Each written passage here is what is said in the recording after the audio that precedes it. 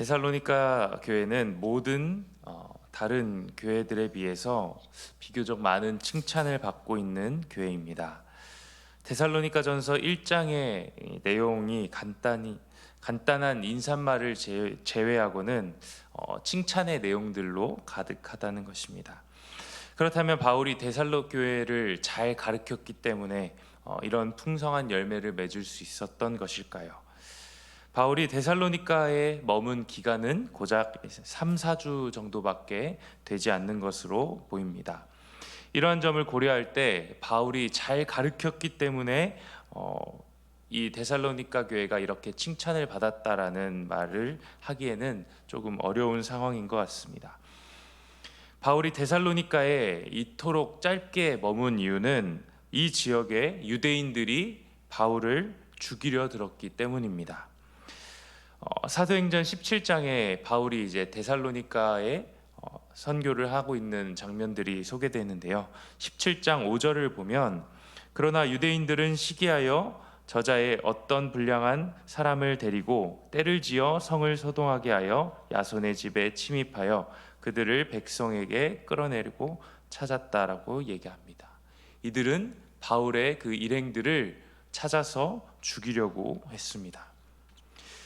바울의 선교 전략은 이 안식일에 유대인의 회당을 찾아가서 말씀을 전하는 것이었습니다.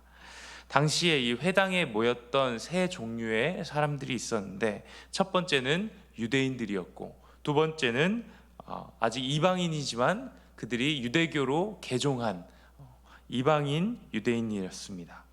세 번째 부류 사람들은 개종하지 않았지만 하나님을 경외하는 자라고 불렸던 이방인들이었습니다. 이 중에서도 이 두 번째 부류였던 유대교로 개종한 이방인들, 이들이 바울의 말을 듣고 회당에 찾아온 바울의 설교를 듣고 예수 그리스도를 영접하자 기존 유대인들이 화를 내면서 바울을 시기하며 바울을 죽이려 들었던 것입니다.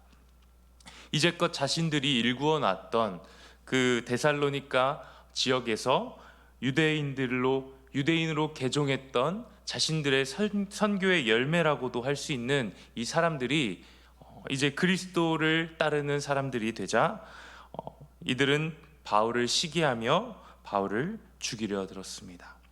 결국 바울은 한밤중에 몰래 데살로니가 지역을 빠져나가야 하는 신세가 되고 만 것입니다. 이러한 상황으로 비록 바울은 데살로니가에 많은 시간을 머물진 못했지만 데살로니가 교회에 말씀이 든든히 서가게 됨을 우리가 볼 수 있습니다. 말씀을 살펴보면 이들은 환난과 핍박 가운데서도 믿음의 본을 보이고 또 칭찬받는 교회였습니다. 데살로니가 1장 8절 가운데 이렇게 말씀합니다. 주의 말씀이 너희에게로부터 마게도냐와 아가야에만 들릴 뿐 아니라 하나님을 향하는 너희의 믿음의 소문이 각처에 퍼졌으므로 우리는 아무 말도 할 것이 없노라. 데살로니가 교회는 많은 지역 가운데에 본이 되었던 교회라고 말합니다. 그러나 이들 가운데 여전히 문제는 있었습니다. 바울이 데살로니가 교회를 향하여 편지를 쓴 이유와 목적이 분명히 있었다는 것입니다. 오늘 데살로니가전서 2장 말씀에는 바울이 데살로니가 교회에 그들의 교회에서 바울이 어떠한 일들을 감당했는지를 스스로 변론하고 있는 모습을 볼 수 있습니다. 바울이 자신을 변호하고 있는 모습을 볼 때 데살로니가 교회에서도 분명 그 다른 교회들과 마찬가지로 바울의 사도권에 대한 문제가 있었다는 것입니다. 특별히 9절과 10절에 바울은 이렇게 말하고 있습니다. 형제들아, 우리의 수고와 애쓴 것을 너희가 기억하리니 너희 아무에게도 폐를 끼치지 아니하고 밤낮으로 일하면서 너희에게 하나님의 복음을 전하였노라. 우리가 너희 믿는 자들을 향하여 어떻게 거룩하고 옳고 흠없이 행하였는지에 대하여 너희가 증인이요 하나님도 그러하시도다.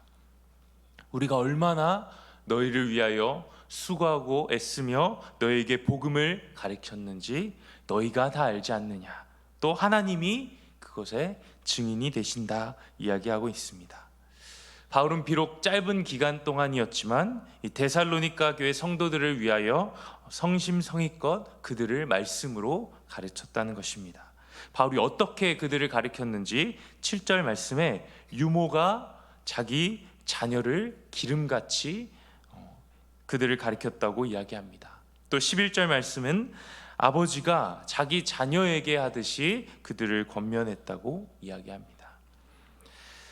그리고 오늘 이 본문으로 와서 바울은 또 한 번 하나님 앞에 감사합니다. 데살로니가전서 2장 13절 말씀에 이렇게 이야기합니다. 우리 함께 읽어보겠습니다. 이러므로 우리가 하나님께 끊임없이 감사함은 너희가 우리에게 들은 바 하나님의 말씀을 받을 때에 사람의 말로 받지 아니하고 하나님의 말씀으로 받음이니 진실로 그러하도다. 이 말씀이 또한 너희 믿는 자 가운데서 역사하느니라. 바울이 하나님께 감사하는 이유가 무엇인가요? 데살로니가 교회의 성도들이 바울의 전하는 그 말을 사람의 말로 받지 아니하고 하나님의 말씀으로 받았기 때문입니다. 이것은 바울을 믿을 만한 사람으로 그들이 여기면서 바울의 모든 말들을 맹신했다는 것이 아닙니다. 이들은 하나님의 말씀을 존귀하게 여기며 그 말씀을 듣고 순종하는 자들이었다는 것입니다. 우리도 누군가의 말을 들을 때에 그 사람을 얼만큼 우리가 존귀하게 여기느냐에 따라서 우리의 반응이 달라집니다. 사극을 보면 엄영이요 하고 왕의 전언을 전하는 신하의 모습을 우리가 볼 수 있습니다. 이때 듣는 모든 자들은 어떻게 행동하나요? 그 앞에 엎드립니다. 이것은 사람들이 그 말을 신하의 말로 듣는 것이 아니라 왕의 말씀으로 듣기 때문입니다. 만약 그것을 신하의 말로 여겼다면 그들은 무릎을 꿇지도 않고 그 명령에 순종하지도 않았을 것입니다. 오늘이야 우리가 설교를 들을 때에 이 말씀이 성경에 의하여 성경에 부합되지 않는다면 그것이 사람의 말이다라고 우리가 판단할 수 있습니다. 그런데 이 데살로니가 전서가 쓰여질 당시에는 그러한 것들이 없었다는 것입니다. 데살로니가 전서는 바울이 최초로 쓴 서신서로 알려져 있습니다. 사복음서보다 더 먼저 쓰여진 것으로 보여집니다. 신약 성경 중에 가장 먼저 쓰여진 성경으로 볼 수 있다는 것입니다. 데살로니가 교인들이 바울의 말을 들을 이 당시에는 신약 성경이 존재하지 않았다는 것입니다. 오직 구약 성경만 존재했습니다. 이러한 상황 가운데서 바울이 전하는 이 말씀이 사람의 말이 아니라 하나님의 말씀으로 그 말씀을 받아들였다는 것은 하나님께서 이 데살로니가 교회 성도들에게 그 말씀을 믿는 믿음을 더하여 주셨다는 것입니다. 그렇다면 구체적으로 바울이 어떤 말씀을 전하였길래 이 데살로니가 교회 성도들이 그 말씀을 하나님의 말씀으로 받아들였을까요? 사도행전 17장 3절에 이렇게 말씀합니다. 뜻을 풀어 그리스도가 해를 받고 죽은 자 가운데서 다시 살아나야 할 것을 증언하고 이르되 내가 너희에게 전하는 이 예수가 곧 그리스도라 하니. 바울이 데살로니가 교회에 전하였던 말씀의 그 핵심은 예수님이 그리스도다라는 말씀이었다는 것입니다. 구약 성경의 구약 시대에 그 수많은 선지자들을 통하여서 예언하였듯이 예수님이 박해를 받고 또 죽으심으로 다시 살아나심으로 우리를 구원하신 예수 그리스도가 되었다라는 그 사실을 데살로니가 교회 성도들이 믿고 받았다는 것입니다. 바울이 전한 이 복음이 데살로니가 교회 성도들 가운데에 역사하고 있었다는 사실입니다. 그렇다면 구체적으로 어떻게 그들이 그 말씀을 받고 또 순종하며 그 말씀이 그들 가운데에 역사했을까요? 고난과 시련 가운데에 그들이 참고 소망이신 예수 그리스도를 바라봄으로 이 말씀이 이들 가운데 역사했다는 것입니다. 데살로니가 교회 지역의 그 유대인들은 정말 열심으로 대단했던 사람들이었습니다. 앞서 바울을 죽이려고 찾아갔다고 했었지 않습니까? 그런데 이 바울이 도망하고 나서까지 그들은 다른 지역까지 찾아와 바울을 쫓아내는 모습을 볼 수 있습니다. 사도행전 17장 13절에 이렇게 말씀합니다. 데살로니가에 있는 유대인들은 바울이 하나님의 말씀을 베레아에서도 전하는 줄을 알고 거기도 가서 무리를 움직여 소동하게 하거늘. 이처럼 많은 시련과 환난이 있었을 이 데살로니가 지역 가운데에 데살로니가 교회 성도들은 하나님의 말씀으로 받고 그 복음의 말씀을 그들 가운데에 역사하는 말씀으로 순종하며 나아갔다는 것입니다. 우리에게 한두 번 시련이 다가오고 환난이 다가올 때 우리는 아무렇지 않게 그 환난들을 이겨낼 수 있을 것입니다. 이 정도쯤이야 하면서 쉽게 넘어갈 수 있을 겁니다. 그런데 그 환난이 한두 번이 아니라 지속적으로 계속 닥쳐올 때는 우리에게 어떤 생각이 들겠습니까?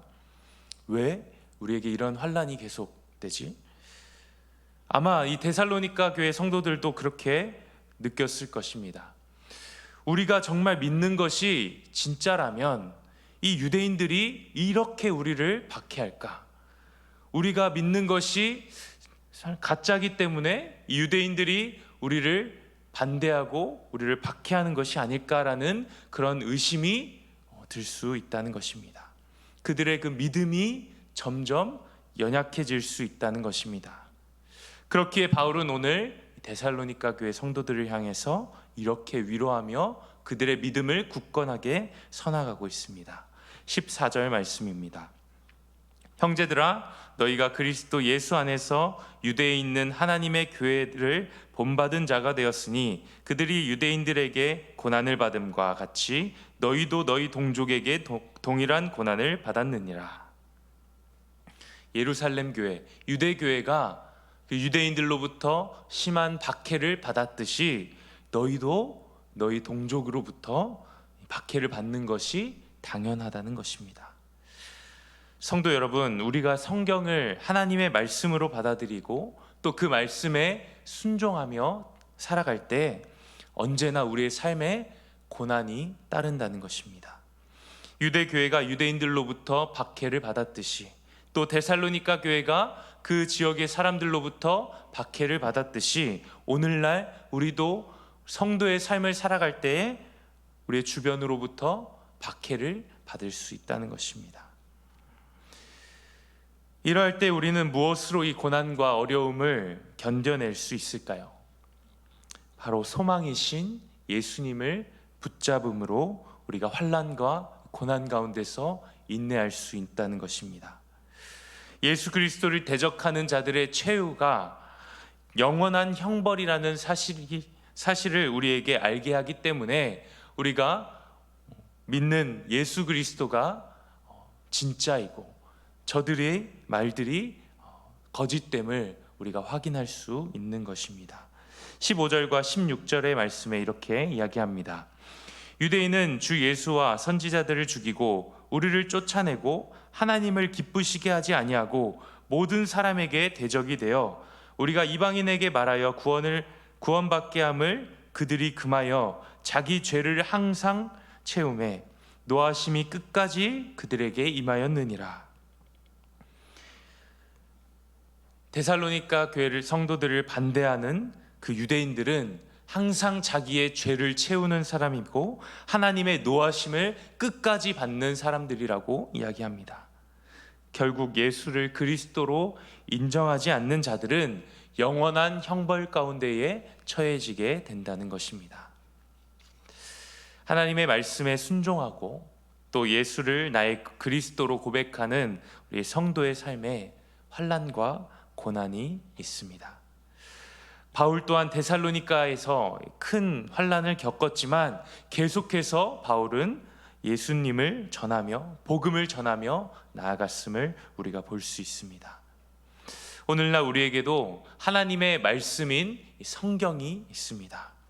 이것은 결코 사람의 말이 아니라 하나님의 말씀입니다.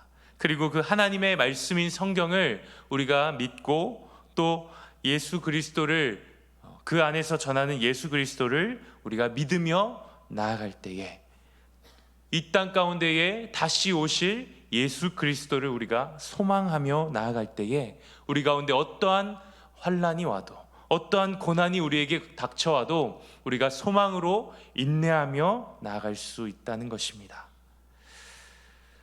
바라옵기는 우리 모든 성도들이 하나님의 말씀을 존귀하게 여기며 또 그 말씀에 순종하며 살아가기를 소망합니다. 그리하여 우리의 구주 되신 예수 그리스도를 따르고 그 십자가와 부활의 사건을 통하여 우리에게 새 생명 주셨음을 우리가 날마다 기억하며 다시 오실 예수 그리스도를 우리가 바라보며 나아가는 모든 성도님들 되시기를 간절히 축원합니다. 기도하겠습니다. 하나님 아버지 감사합니다. 오늘도 주의 말씀을 통하여서 우리를 깨우시니 감사합니다. 예수님만이 우리의 구원자이심을 고백하게 하시고 하나님의 말씀 가운데에 순종하며 환난과 어려움을 이기며 나아가는 성도의 삶을 살아가게 도와주시옵소서. 주님이 주시는 힘으로 흔들리지 않는 견고한 믿음을 가지고 이 세상을 살아가는 가운데에 하나님으로부터 칭찬받는 주의 백성 되게 하여 주시옵소서. 예수님의 이름으로 기도합니다. 아멘.